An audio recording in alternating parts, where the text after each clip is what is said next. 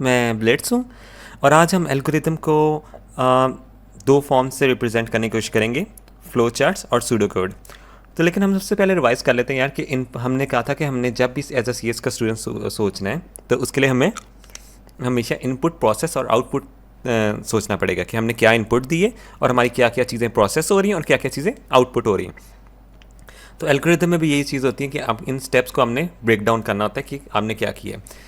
तो एल्गोरिदम दो पार्ट्स तरह से रिप्रेजेंट हो सकता होता है, या तो आप उसको करें सूडो कोड से या फिर उसको करें फ्लो चार्ट से। ठीक है, अब फ्लो चार्ट्स होते हैं डायग्राम्स की फॉर्म में आप उसे रिप्रेजेंट कर रहे होते हो। ठीक है, और सूडो कोड बेसिकली आप लाइंस में कर रहे हो, इंग्लिश टेक्स्ट में, या फिर प्रोग्रामिंग लैंग्वेज तो नहीं होती but close to programming language की तरह ना आप रिप्रेजेंट कर रहे होते हो कि यार आपने अपना एल्गोरिदम को किस तरह डिस्क्राइब करना है। ठीक है, और ये ब्लूप्रिंट भी होता है कोडिंग के लिए। ठीक है, इसी को मतलब सूडो कोड को देख के आप डायरेक्टली कोड भी कर सकते होते हो।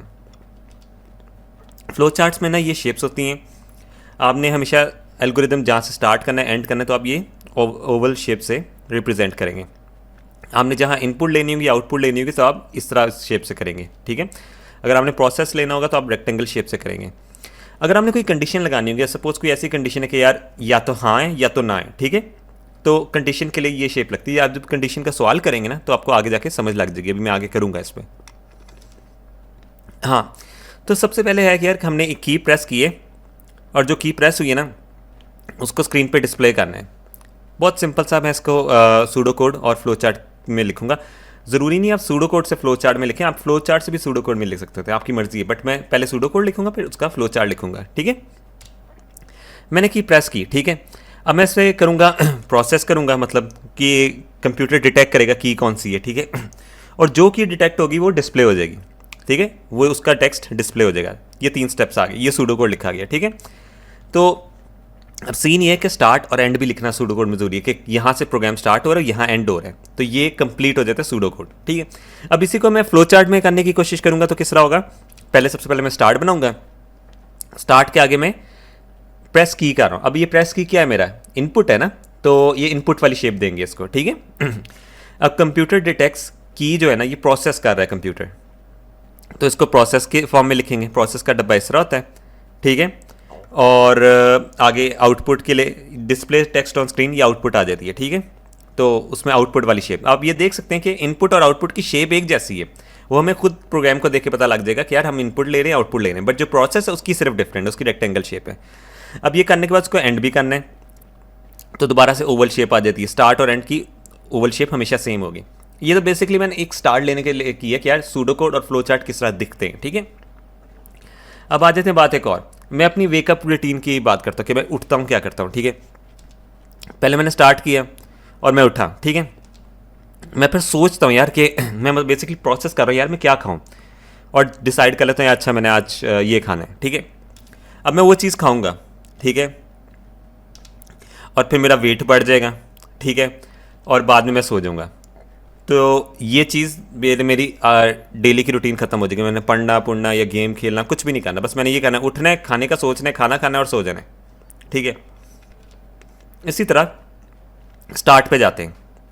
अब ज़रूरी नहीं अब ये चीज़ें लिखे, आप इसको इस प्रोग्राम को और लंबा करके भी लिख सकते हैं। ये सिर्फ मैं बेसिक स्टार्ट लेने के लिए कर रहा हूँ। आप देखो इस प्रोग्राम को आप बहुत बड़ा करके लिख सकते हैं। मैं सिर्फ बेसिक सिखाने के लिए ना बहुत छोटे छोटे प्रोग्राम्स लिख रहा हूँ, सिर्फ छोटे छोटे एल्गोरिदम्स लिख रहा हूँ। मैं उठा हूँ। ठीक है, फिर मैंने प्रोसेस किया यार मैं क्या चीज़ खाऊं। ठीक है, सोच रहा हूँ। ठीक है, और फिर मैंने आउटपुट दिए खाने की, मतलब जब खाना डिसाइड हो गया आउटपुट देना ना खा के, और फिर मेरा वेट गेन हो जाता है। ठीक है, वो भी मेरी आउटपुट है। फिर मैं क्या करता हूँ, सो जाता हूँ, वो भी मेरी आउटपुट है। अब इसमें ये सीन है कि ये बिल्कुल क्योंकि मैं अपनी रूटीन को इंग्लिश टेक्स्ट में लिख के कर रहा हूँ तो इसमें बहुत ज़्यादा ऐसे भी हो सकता है कि कुछ लोग ईट को प्रोसेस लिखे। ठीक है, बट मेरा मकसद सिखाने के लिए था कि जिस चीज़ को मैं एज आउटपुट ले रहा हूँ ना, मैं जिस तरह से सोच रहा हूँ मैं उसको उस तरह शेप में करूँगा। डिसाइड व्हाट टू ईट में ना मैं बेसिकली प्रोसेस कर रहा हूँ, मेरा दिमाग प्रोसेस कर रहा है। ठीक है, तो मैंने उसको सिर्फ प्रोसेस की फॉर्म में लिखा है। ठीक है, अगर आप ईट को भी प्रोसेस में लिखेंगे तो आप इसको रेक्टेंगल शेप में लिख सकते हैं। ये सिर्फ आपको स्टार्ट लेने के लिए, आगे जो प्रोग्राम्स होंगे ना थोड़े से ज़्यादा स्पेसिफिक होंगे। और एंड पे मैंने इसको स्टॉप कर दिया। अब आ जाती है कि मैंने 2 ड्रिंक्स ना स्वैप करनी है। अब आप ये देखें, आपको 2 ड्रिंक्स मैंने स्वैप करनी है। ठीक है, ये इसमें ये पड़ी है, इसमें ये पड़ी है। अब मैं ये कर सकता हूँ कि अगर मैंने इन दोनों के बॉटल्स को स्वैप करना है, ठीक है, ये ए और ये बी है, तो मुझे कोई तीसरी बोतल तो चाहिए होगी ना जिसके अंदर मैं भरूँ। तो मैं ये क्या करूँगा, टेम्परेरी तौर पे ये बी के अंदर जो ड्रिंक है ना, ये सी में भर दूंगा, ठीक है। और ये अब ये बी एम्प्टी हो चुकी है, मैं ये लिख रहा हूँ, ठीक है, एम्प्टी के लिए, सही है। अब ये क्योंकि एम्प्टी हो चुकी है, ए को मैं डालूंगा इसके अंदर, ठीक है। यहाँ क्या आ जाएगा, फिल हो जाएगा ये ए से, ये कट के ए से फिल हो गया। अब ए मेरा एम्प्टी है ना। जो बी वाली चीज़ थी ये मैंने डाल के इधर वापस डाल दी, ठीक है। अब जब बी इधर डाल गया तो ये कट के बी वाली जो ड्रिंक थी सी में, सबसे पहले मैंने ये किया था ना, जो बी में ड्रिंक है वो सी में डाल दी थी, तो ऐसे ये स्वैप हो जाता है। और इसको अगर मैं इस तरह और अच्छे तरीके से समझाने की कोशिश करूँ, ये देखें, ये ए बी सी, ठीक है। ए की जो बी की जो चीज़ थी ना मैंने डाल दी सी के अंदर, ठीक है। अब ये सी एम्प्टी हुआ हुआ, मैं डॉट डाल देता हूँ एम्प्टी के लिए, ठीक है। ए मैंने क्या किया, ए से मैंने डाला है बी के अंदर, ठीक है। अब ये मेरा ए एम्प्टी हो चुका है। सी में क्या चीज़ पड़ी है, बी वाली ड्रिंक पड़ी है। अब बी एम्प्टी नहीं है, ये देखो, ये बी एम्प्टी नहीं है, खत्म हो चुका है। बी के अंदर जो ए में चीज़ पड़ी थी ना वो चीज़ पड़ी है। अब सी को मैं डालता हूँ ए के अंदर, जो मेरा स्टार्टिंग में ए था उसके अंदर बी वाली ड्रिंक होगी, जो बी था उसके अंदर ए वाली ड्रिंक होगी, ठीक है। तो इस तरह ये आपको स्वैप करना होता है। बट सबसे पहले इसका एल्गोरिदम लिखने की ट्राई करते हैं, बेसिक एल्गोरिदम लिखते हैं, बाद में उसको थोड़ा सा बड़ा करेंगे, ठीक है। मैंने स्टार्ट किया, मैंने 2 ड्रिंक्स पकड़ी। जारी बात है, मेरे पास सिर्फ 2 ड्रिंक्स की बॉटल्स होंगी तो मैं आपस में तो नहीं स्वैप कर सकता, मुझे कोई तीसरा ग्लास या ड्रिंक चाहिए होगी, ठीक है। मैंने एक एम्प्टी ग्लास पकड़ा, मैंने उनको स्वैप कर दिया, ठीक है। ये जो मैंने आपको मेथड बताया ना अंदर से, ये मेथड के थ्रू मैंने स्वैप कर दिया। और बाद में मैंने जो शफल ड्रिंक थी ना वापस पकड़ ली, ठीक है। जो दोनों ड्रिंक के कैंस थे वो पकड़ लिए, वापस स्टॉप कर ली। बट ये अगर हम इसमें देखें सूडो कोड में, यार हमने जो इतना डिस्कस किया था, ये इस प्रोग्राम को देखे ना हमें पता नहीं लग रहा हमने स्वैप किस तरह किया, ठीक है। प्रोसेस तो हो रहा है बट प्रोसेस के अंदर पता नहीं लग रहे स्टेप्स क्या थे। तो हम जितने ज़्यादा स्टेप्स लिखेंगे उतना हमारा सूडो कोड ज़्यादा बेहतर होगा और उतना ही हमारा एल्गोरिदम ज़्यादा डिफाइंड होगा, जितने हम लंबा करके लिखेंगे, एक एक चीज़ सोचेंगे अगर, ठीक है। तो ये स्वैप वाली चीज़ है ना, इसको हम और देखते हैं। मैंने किया यार, एक ड्रिंक जो ड्रिंक 1 थी ना एम्प्टी ग्लास में डाली, ठीक है। मैं यहाँ लिखते जाता हूँ, ठीक है। ये ड्रिंक 1 है और ये 2 है और ये ग्लास है, ठीक है। ड्रिंक 1 मैंने डाली एम्प्टी ग्लास के अंदर, ठीक है। तो अब मैंने ड्रिंक 2 थी ना ड्रिंक 1 की बॉटल में डाल दी। अब ये देखो ड्रिंक 2 क्या की है, ड्रिंक बॉटल 1 में डाल दी, ठीक है। अब क्या होगा, जो ग्लास में ड्रिंक पड़ी थी ना मैंने वो उसमें डाल दी।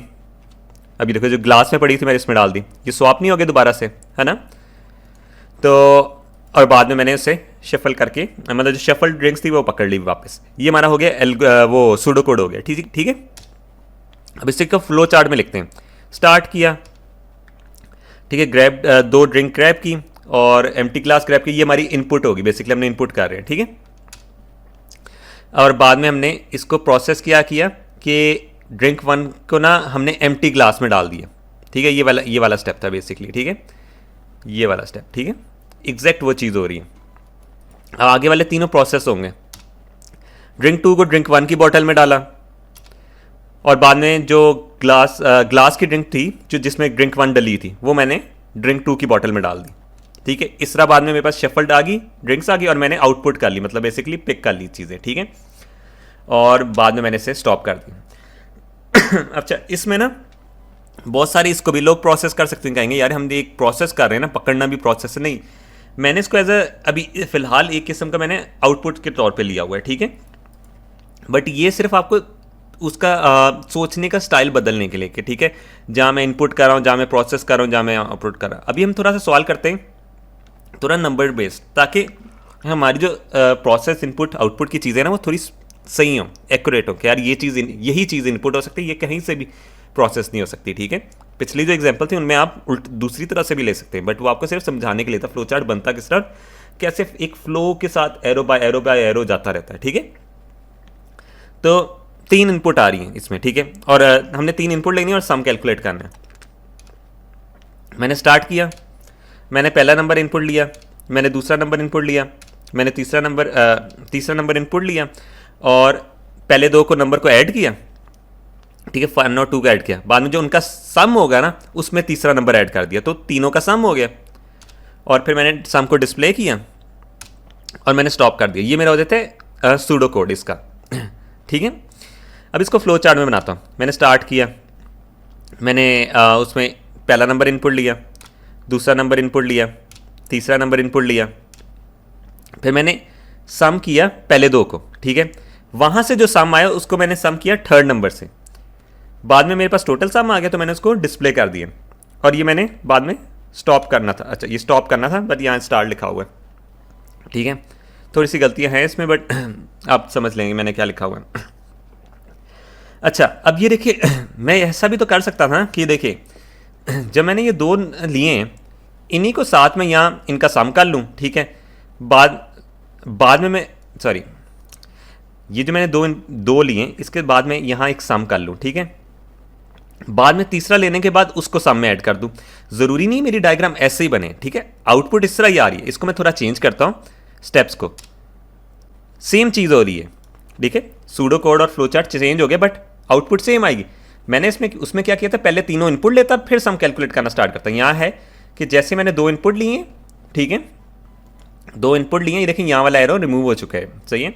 दो इनपुट लेने के बाद उनका सम किया, ठीक है, फिर तीसरी इनपुट ली और वो सम में ऐड कर दी, ठीक है। थोड़ा सा डिफरेंस है बट काम वही हो रहा है। तो आपके सोचने का तरीका दूसरों से डिफरेंट हो सकता है, लॉजिक डिफरेंट हो सकता है बट आंसर आपका सेम लगेगा। यहाँ मैं तीनों को लेके सम कर रहा हूँ, सम करना कैलकुलेट करना स्टार्ट करता हूँ, यहाँ साथ साथ कर रहा हूँ, ठीक है। दोनों में बस ये डिफरेंस है, हाँ। और इसके सूडो कोड और फ्लो चार्ट में भी डिफरेंस आ जाता है ये इस तरह सोचने से, तो आपका डिफरेंट आंसर भी हो सकता है। तो आप डिफरेंट तरीके से सोचें। अब डिस्प्ले पास और fail if input number greater than 50, इसके अंदर कंडीशन आ गई कि यार एक नंबर अगर 50 से बड़ा है तो ये करो, छोटा है तो ये करो, ठीक है। पिछली वाली में कंडीशन ही, पिछली वाली में एक स्टेप्स थे हमने वही फॉलो करते जा रहे थे, इसमें कंडीशन आ जाती। हम कोई भी कंडीशन सोचे हम कहेंगे या तो ये करो या तो ये करो। इफ ये है तो ये करो, मतलब इफ मतलब कि ये चीज़ है तो ये करो, वरना ये करो, ठीक है। हमने इस तरह सोचे इफ देन एल्स, ये स्टेटमेंट्स हमने याद रख के रखने। इफ कंडीशन अगर ट्रू है तो देन ये करो, लेकिन अगर कंडीशन ट्रू नहीं है तो एल्स ये करो। दो रूट्स बनेंगे हमेशा उसके। अब स्टार्ट करता हूं मैंने स्टार्ट किया, मैंने एक क्लियर नंबर लिया। अब मैं चेक करूंगा यार कि यार ये नंबर 50 से बड़ा है या छोटा है, ठीक है। तो इफ देन एल्स के मैं स्टेटमेंट्स पहले से लिख लेता हूँ। इफ देन एल्स, ठीक है। इफ में कंडीशन डालूंगा कि नंबर अगर बड़ा है 50 से तो देन में क्या करना चाहिए, पास, एल्स फेल। मतलब देखो अगर नंबर बड़ा है 50 से तो मुझे वो देन में चला जाएगा। अगर नंबर बड़ा नहीं होगा ना, सपोज ये नंबर बड़ा नहीं होता, नंबर बड़ा नहीं होता तो वो इस कंडीशन को देखेगा, एल्स वाली जगह पे चला जाएगा, ये वाले पोर्शन को करेगा ही, ठीक है। हम इसको इंग्लिश के टेक्स्ट की तरह थोड़ा सा लिख रहे हैं। अब इसको नेक्स्ट करते हैं। वो कह रहे हैं प्रिंट पास, एल्स प्रिंट फेल, और यहाँ हो जाएगा हमारा स्टॉप। अभी एक वैसे ऊपर से देखते हैं नंबर के, मैं लेता हूँ 49 नंबर लेता हूँ, ठीक है।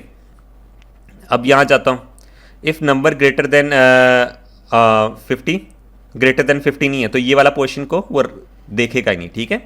वो डायरेक्ट एल्स वाले पोर्शन में आएगा, ठीक है। जब एल्स वाले पोर्शन में आएगा तो प्रिंट का मतलब बेसिकली होता है स्क्रीन पे डिस्प्ले कराना। मैं डिस्प्ले का वर्ड यूज़ करूँ या प्रिंट का वर्ड यूज़ करूँ, वो एक ही चीज़ होगी, ठीक है। कंप्यूटर की लैंग्वेज में मोस्टली प्रिंट ही यूज़ होता है, डिस्प्ले नहीं यूज़ होता। तो मैंने वो फेल प्रिंट हो जाएगा। लेकिन अगर मैं 51 करूँ तो वो पास हो जाएगा, ठीक है। और ये ग्रेटर का साइन है। अब इसी को मैं फ्लो चार्ट में बनाता हूँ। मैंने स्टार्ट किया, ठीक है, मैंने इनपुट नंबर लिया। अब मैंने चेक कर रहा हूँ कि यार इफ नंबर ग्रेटर देन 50। अब देखो ये जो कंडीशन वाली चीज़ थी मैंने बनाई थी, ठीक है। मैंने कहा था इसके दो रूट्स निकलते हैं, येस और नो की तरफ निकलेंगे, ट्रू या फॉल्स, ठीक है। अब ट्रू वाली साइड में क्या लिखना चाहिए, प्रिंट पास, देन वाली कंडीशन, ठीक है। ये देन वाली जो कंडीशन वो इधर लिखेगी जाएगी, यहाँ देन है और यहाँ एल्स है, ठीक है। ये ऐसे लिखा जाएगा, एक सेकेंड, ठीक है। वहाँ प्रिंट और पास और फेल। अब दोनों का जो बाद में रूट है वो एंड पे स्टॉप पे रुक रहा है ना, तो दोनों साइड से रूट निकलेगा और वो स्टॉप हो जाएगा प्रोग्राम। तो इस तरह हम कंडीशनल फ्लो चार्ट्स ऐसे बना सकते होते हैं, ठीक है। अब बात आ जाती है एक और प्रोग्राम लिखते हैं। Input number if check if it's negative, ठीक है। तो मल्टीप्लाई करना है -1 से और बाद में उसे प्रिंट कर देना है। स्टार्ट करते, नंबर लिया, सॉरी, हम बाद में इफ देन एल्स में चेक करेंगे कि नंबर, अच्छा नेगेटिव नंबर चेक करने के लिए हम किस तरह करेंगे, हमने नंबर नेगेटिव है तो उसे हम चेक किस तरह करेंगे यार ये नंबर नेगेटिव है नहीं है। जारी बात है अगर वो 0 से छोटा होगा तो नेगेटिव होगा। तो यहाँ कंडीशन में लिखते हैं नंबर लेस देन 0। कंडीशन लिख ली, अगर 0 से लेस है तो हमें क्या करना चाहिए, उसे मल्टीप्लाई बाय -1 करना चाहिए। मल्टीप्लाई बाय -1 करें, बट यहाँ हम ये देख सकते हैं अगर वो 0 पॉजिटिव नंबर है, यहाँ तो हमने उसके कुछ भी नहीं करा रहे उसे। If it's negative number by तो -1 से हो रहा है, लेकिन पॉजिटिव है तो कुछ भी नहीं कर रहा। तो डू नथिंग, ठीक है।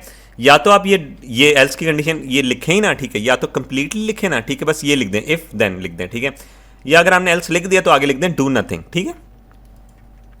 एल्स से निकलने के बाद मतलब ये तीनों स्टेटमेंट चलने के बाद क्या करें, नंबर को प्रिंट कर दें। इसका मतलब ये अगर नंबर पॉजिटिव है ना वो डायरेक्टली प्रिंट हो जाएगा, ठीक है। वो इफ की कंडीशन चेक करेगा और एल्स वाली जगह पे डू नथिंग करेगा, ठीक है, और वो पे नंबर को प्रिंट कर देगा। लेकिन अगर नेगेटिव नंबर है ना वो देन में जाएगा, देन वाली लाइन को पिक करेगा, ठीक है। इस वाली लाइन को पिक करेगा और उसको -1 से मल्टीप्लाई करेगा, तो नेगेटिव नंबर -1 से मल्टीप्लाई होगा तो वो पॉजिटिव बन जाता है। पॉजिटिव बनने के बाद वो प्रिंट हो जाएगा नंबर, मतलब डिस्प्ले हो जाएगा। तो इस तरह जब वो डिस्प्ले होगा तो बाद में प्रोग्राम हमारा खत्म हो जाएगा। इसी को फ्लो चार्ट्स में करते हैं। मैं स्टार्ट किया, इनपुट किया नंबर, अब मेरी कंडीशन चेक करेगी, ठीक है। लेस देन 0 येस है तो वहाँ -1 हो रहा है, ठीक है, -1 से मल्टीप्लाई हो रहा है। ये स्टेरिक आपने याद रखना है मल्टीप्लाई के लिए होता है, मल्टीप्लाई हो रहा है। अब देखो एल्स की कंडीशन क्या कर रही थी, आगे प्रिंट नंबर कर रही थी, और देन के बाद वाली क्या कर रही थी, वो भी प्रिंट नंबर कर रही थी, तो आपस में जुड़ जाएंगे तो ये प्रिंट नंबर हो जाएगा इस तरह, ठीक है। इसका फ्लो चार्ट ऐसे बेसिकली बन रहा होगा और बाद में हम उसे स्टॉप कर देंगे। तो ये वाला प्रोग्राम भी ऐसे हो जाता है कि अगर हमने इस तरह चेक करना हो, कंडीशनल जो प्रोग्राम आपने फ्लो चार्ट और सूडो कोड लिखने हैं ना, आपने इस तरह होगा। असल में ना आगे जाके जब मैं कोड भी करूँगा ना, साथ साथ मैं हर किसी का सूडो कोड और फ्लो चार्ट पहले बताऊंगा और उसके बाद कोड करूँगा, तो आहिस्ता आहिस्ता आपकी सूडो कोड फ्लो चार्ट में भी आदत सेट होते जाएगी। ये सिर्फ स्टार्ट लेने के लिए। अच्छा, अब थोड़ा सा एक चीज़ आ जाती है यार लूप्स के बारे में। लूप क्या होता है, एक चीज़ रिपीट करते रहना, ठीक है, एक चीज़ रिपीट करते रहना, ठीक है, ऐसे ऐसे लूप होते रहेगी। हम जब पासवर्ड गलत करते हैं वो दोबारा से हमारे से मांगते हैं, दोबारा पासवर्ड करते हैं दोबारा से हमारे से मांगते हैं। हमने ये चीज़ रिपीट करनी है, तो लूप के लिए भी ऐसी चीज़ करेंगे कि हम एक ऐसी कंडीशन लाएंगे जो उसको बार बार घुमाते रहेगी, ठीक है। तो सबसे पहले हम ये देख लें कि ना इसमें हम पहले लेंगे पासवर्ड, स्टार्ट करते हैं। इनपुट किया पासवर्ड, ठीक है, हम उसे चेक करेंगे पासवर्ड को। बाद में हमने क्या करना है, अगर पासवर्ड गलत है तो हम दोबारा से इनपुट लें, तो उसके लिए हम एक वर्ड यूज़ कर लेते हैं, रिपीट अंटिल, ठीक है। मतलब रिपीट का मतलब ये पहले तो अंटिल को देखते हैं, ठीक है। अंटिल अगर पासवर्ड गलत है, अगर करेक्ट पासवर्ड जब तक नहीं आ रहा ना, अंटिल, अच्छा नहीं ये इनकरेक्ट लिखना था, ठीक है, ये इनकरेक्ट होगा। जब तक इनकरेक्ट पासवर्ड मिल रहा है ना रिपीट करो, ठीक है। सपोज ये मैंने स्टार्ट किया इधर से, ठीक है, मैंने इनपुट पासवर्ड किया, पासवर्ड गलत था, ठीक है। अंटिल क्या कह रहा है, इनकरेक्ट पासवर्ड है, तो दोबारा से ये रिपीट पे ले जाओ उसको, सही है।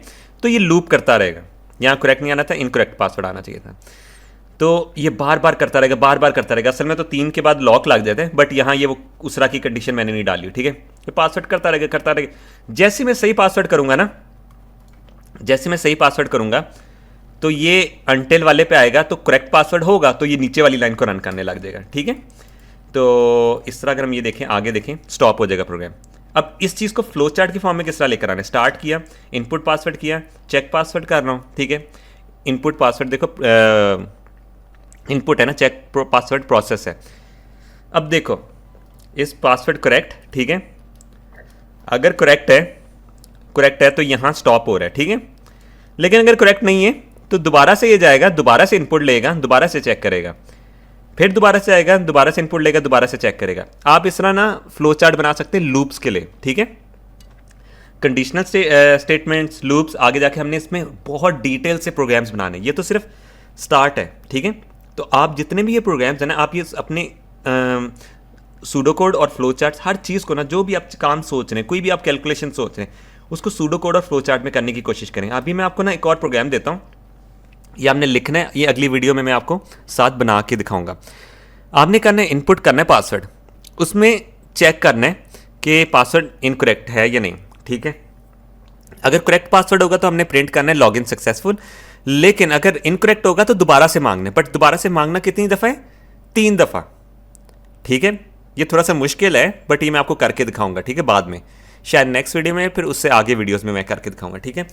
3 दफ़ा अगर फेल हो जाता है ना तो वो अकाउंट को आपका वो प्रिंट कर देगा अकाउंट लॉक और प्रोग्राम स्टॉप हो जाएगा।